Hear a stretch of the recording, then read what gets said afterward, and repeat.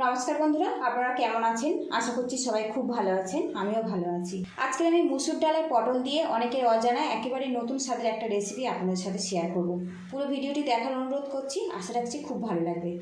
আজকের রেসিপির জন্য এখানে দেখুন 5 পিস পটল নিয়েছি, আর এখানে আমি 2 মুঠো পরিমাণে মুসুর ডাল নিয়েছি।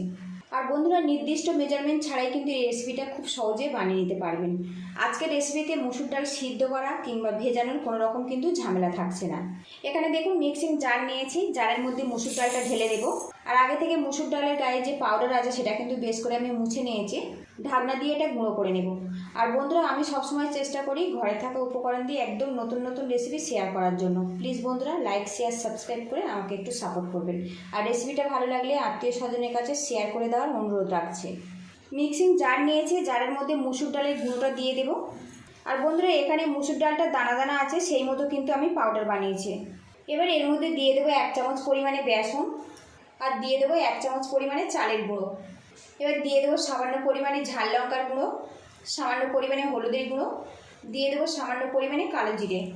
এবারে এর মধ্যে দিয়ে দেবো 1 চামচ পরিমাণে আদা, রসুন আর কাঁচা লঙ্কা বাটা, স্বাদ মতো লবণ দিয়ে দেবো। এবার এর মধ্যে জল দিয়ে মিডিয়াম ঘনত্বে একটা ব্যাটার বানিয়ে নেব।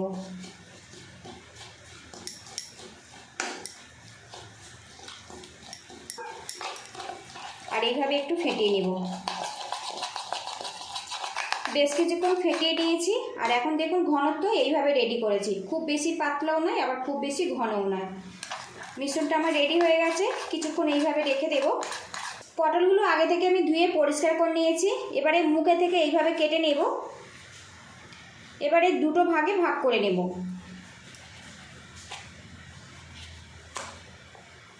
কেটে নিয়েছি দেখুন দুটো ভাগে। আর এর মধ্যে দেখুন পটলের দানাগুলো কিন্তু কচি আছে। এবারে এইভাবে সরু সরু করে ফালি করে নেব। এই পোর্শনটা কিন্তু জোড়া রাখতে হবে।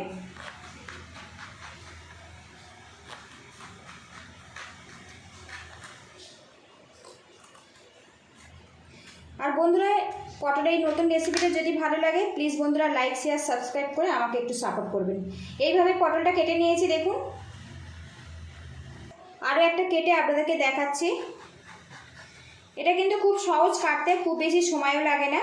আর অবশ্যই কিন্তু খোসা সমেত এই রেসিপিটা বানাবেন, তবে কিন্তু খেতে ভালো লাগবে। খুব ঝটপট কিন্তু কাটা হয়ে যায়, খুব বেশি সময় লাগে না। তো দেখুন কাটা হয়ে গেছে। সবগুলো এইভাবে কেটে ফেরত আসছি। আর বন্ধুরা, এই ফালিটা কিন্তু একটু পাতলা করে কাটবেন, তাহলে কিন্তু এই রেসিপিটা যখন রেডি হয়ে যাবে খেতে খুব ভালো লাগবে। একঘেয়েমি পটলের রেসিপি যখন ভালো লাগবে না, আজকে যে পদ্ধতিতে আমি পটলের রেসিপিটা বানাচ্ছি একবার এইভাবে বানিয়ে দেখতে পারেন। এটা কিন্তু খুবই ভালো লাগে। আপনারা স্ন্যাক্স হিসেবেও খেতে পারেন, আবার গরম ভাতের প্রথম পাতেও খেতে পারেন।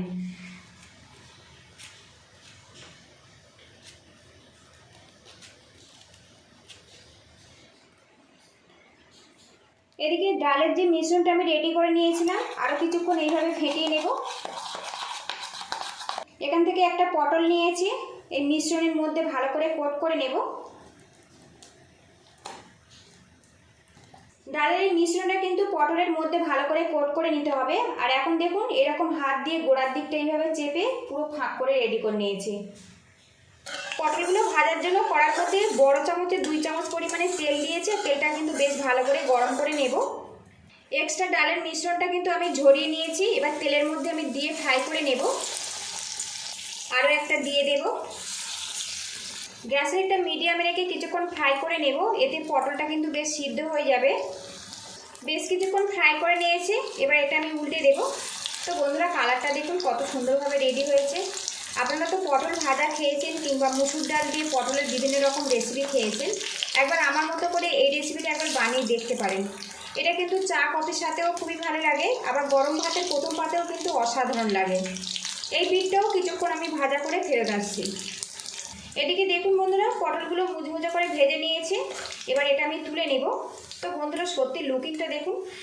পটল খেয়ে বোর হয়ে গেলে একবার কিন্তু এই রেসিপিটা বানিয়ে দেখতে পারেন, এটা খুবই টেস্টি। তো বন্ধুরা, লুকিংটা দেখুন। আবারও কয়েকটা পটল এর মধ্যে আমি দিয়ে দেব। সবগুলো পটল এইভাবে ফ্রাই করে ফেরত আসছি।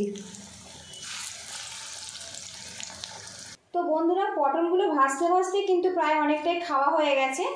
আর সবগুলোই আমার রেডি হয়ে গেছে। তো বন্ধুরা কালারটা দেখুন কত মুচমুচেভাবে তৈরি হয়েছে দেখুন। তো এখনও খুবই গরম আছে। আর বন্ধুরা আমরা যারা বিকাল হলেই চপ সিঙ্গারা খাই, চপ সিঙ্গারা একবার না খেয়ে কিন্তু এইভাবে পটল মুসুর ডাল এই রেসিপিটা বানিয়ে দেখতে পারেন। চা কফির সাথে কিন্তু ভীষণ ভালো লাগে। পুরো ভিডিওটির সঙ্গে থাকার জন্য অসংখ্য ধন্যবাদ। ভালো থাকবেন, সুস্থ থাকবেন, দেখা হবে নেক্সট ভিডিওতে। তো বন্ধুরা কতটা খাস্তা আর মুচমুচেভাবে হয়েছে দেখুন, আপনাদের দেখিয়ে দিচ্ছি। তো শব্দ শুনে আশা করি বুঝতে পারছেন এটা কতটা মুচমুচেভাবে তৈরি হয়েছে। যারা পটল খেতে একটু পছন্দ করেন না, একবার কিন্তু এইভাবে বানিয়ে দেখতে পারেন। তো বন্ধুরা এটা এতটাই টেস্টি যে ভাজতে ভাজতেই কিন্তু পুরোটাই খাওয়া হয়ে যাবে। পুরো ভিডিওটির সঙ্গে থাকার জন্য অসংখ্য ধন্যবাদ। ভালো থাকবেন, সুস্থ থাকবেন, দেখা হবে নেক্সট ভিডিওতে। তো বন্ধুরা সত্যি আমারও খুব লোভ আসছে একটু খাওয়ার জন্য। আর এই রেসিপিটা কিন্তু অবশ্যই গরম গরম পরিবেশন করবেন, তবে কিন্তু অনেক বেশি মুচমুচে থাকবে।